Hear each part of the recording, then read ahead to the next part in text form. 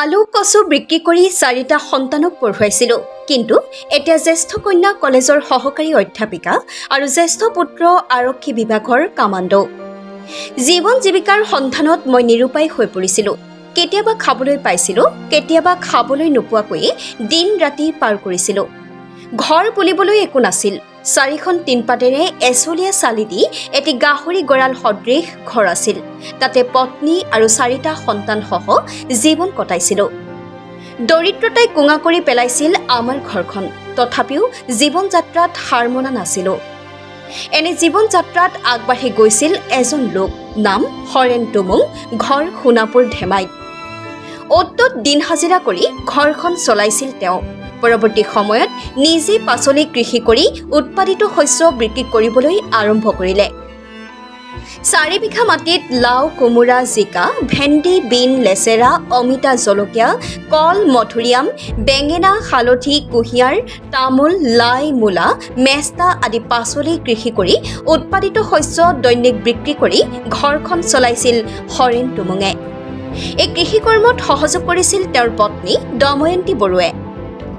অসম মেঘালয় সীমান্তৰ বৰ্ণিহাট, তামুলীকুছি আৰু সোণাপুৰ বজাৰত পাচলি বিক্ৰী কৰি পোৱা ধনেৰে ঘৰখন চলোৱাৰ লগতে 2 পুত্ৰ ধৰ্ম টুমুং, সঞ্জয় টুমুং আৰু 2 কন্যা সাবিত্ৰী টুমুং, গীতালী টুমুঙক পঢ়ুৱাইছিল পিতৃ-মাতৃয়ে। পাচলি ব্যৱসায়েৰে স্বাৱলম্বী হ'ব পাৰিছিল তেওঁলোক। দৰিদ্ৰতাই কেতিয়াও শিক্ষাৰ হেঙাৰ হ'ব নোৱাৰে। এটা সময়ত 4টি সন্তানে উচ্চ শিক্ষিত হ'ল। জ্যেষ্ঠ পুত্ৰ ধৰ্ম টুমুঙে পালে অসম পুলিচৰ কামাণ্ডো চাকৰি আৰু জ্যেষ্ঠ কন্যা সাবিত্ৰী টুমুঙে পালে ধেমাজি কমাৰ্চ কলেজৰ সহকাৰী অধ্যাপিকাৰ চাকৰি। এটা সময়ত দৰিদ্ৰতাই কোঙা কৰা ঘৰখনলৈ আহিল আনন্দৰ বতৰা। পিতৃ-মাতৃৰ মুখত আজি হাঁহি আৰু আনন্দ। সৎ, নিষ্ঠা আৰু সততাৰে কৰ্মময় জীৱন আগবাঢ়িলে এদিন নিশ্চয় সকলোৰে জীৱন সুখ আৰু আনন্দময় হয়। জীৱনত কৰ্মৰ ভাল ফল পাবলৈ হ'লে লাগে মাথো ধৈৰ্য, শৌৰ্য আৰু একান্তপতীয়া মনোভাৱ। ভাগ্যক ধ্যাই থাকিলে জীৱনটো কেতিয়াও সুখ আৰু সুন্দৰ নহয়। পৰিশ্ৰমেৰে কামত আগবাঢ়িলে নিশ্চয় আমাৰ সকলোৰে জীৱন সুন্দৰ হৈ পৰিব। শূন্যৰ পৰা জীৱন আৰম্ভ কৰা হৰেণ টুমুং আৰু পত্নী দময়ন্তী বৰুক আমি সঁচাকৈয়ে শলাগ ল'বলগীয়া। নিবনুৱা যুৱক-যুৱতীসকললৈ তেওঁলোকৰ আহ্বান, সকলো ক্ষেত্ৰতে চাকৰিমুখী নহৈ কৃষি কৰ্মক মনোনিৱেশ কৰি নিজৰ জীৱনৰ লগতে পৰিয়ালটিক সুন্দৰ কৰি তোলক প্ৰত্যেকেই। সোণাপুৰৰ পৰা ৰমেশ দাসৰ ৰিপৰ্টাৰ লাইভ অসম। এয়া মোৰে বাগানীটো। মই এইখিনি মাটিত 4 বিঘামান হ'ব। ইয়াতে লিজত লৈছিলোঁ মই 10 বছৰ কাৰণে। এইটো ইয়াতে মই বহুতখিনি খেতি আছে ইয়াতে। জিকা, ভোল, ভেন্দি, তাৰপিছতে ইফালে আলু, কচু, মেষ্টা, কুঁহিয়াৰ কেইজোপামান আছে, মধুৰিআম আছে। তাৰপিছতে এইখিনি শেষ হোৱাৰ পিছত মই আকৌ কবি-চবি ইয়াতে কৰিম। এনেকৈ কৰি মই 30 বছৰমান ইয়াতেই খেতিটো কৰিছোঁ। এতিয়া এই খেতিটোতে মোৰ গোটেই 6টা পৰিয়াল ইয়াতে ভৰণ পোষণ দি চলি আছোঁ।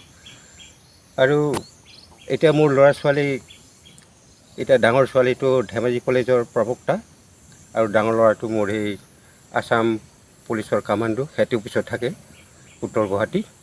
এনেকৈ কৰি মানে মই এই 6টা পৰিয়াল মানে চলিছোঁ আৰু সেইখিনি। তাৰপিছতে মোৰ দৰে এখন কৰিলে তাৰমানে গোটেই উঠি অহা ল'ৰা ছোৱালীবিলাক এটা সংসাৰ চলাব পাৰি আৰু। আহক আপোনালোকেও আমাৰ দৰে এনেকৈ খেতি কৰক। খেতি কৰিলে কিজানি ভৰণ পোষণ হ'ব। মই প্ৰথমতে ইমান দুৰ্বস্থা আছিলোঁ। প্ৰথমতে মোক যেতিয়া 4খন টিঙি দি মই আছিলোঁ ঘৰ এটাত, মানে শুবৰ জেগা নাই, থাকিবৰ জেগা নাই, এনেকুৱা অৱস্থা আছিল। এতিয়া ল'ৰা ছোৱালীকেইটা বহুত কষ্ট দি মই এনেকৈ কৰি শাক চব্জি খেতি কৰি এনেকৈ লেখালোঁ, পঢ়ালোঁ। এতিয়া বৰ্তমান মই আনন্দ, ল'ৰা ছোৱালীকেইটা অলপ শিক্ষিত হৈছে। এটা ধেমাজি কলেজৰ প্ৰবক্তা, এটা আৰু আছাম কামাণ্ডো। সেইখিনি মোৰ খুব আনন্দ।